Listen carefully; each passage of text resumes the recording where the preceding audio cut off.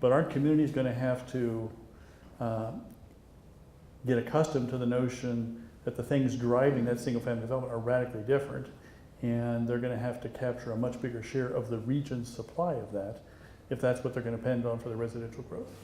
Well, I think that they're going to have a lot of issues to confront.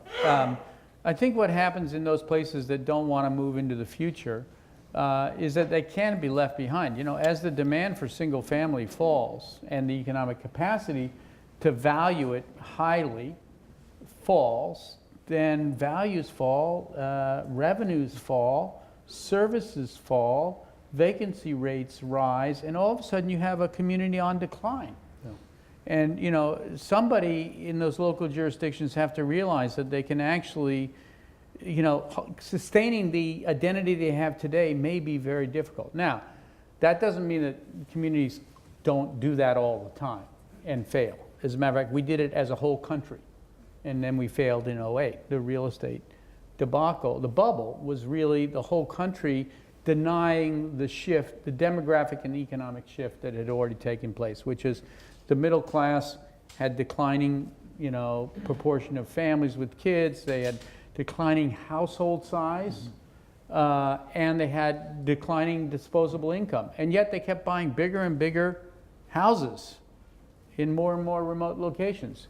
Well, the banks made that possible for a while. They propped it up by subsidizing it with, you know, low-rate loans.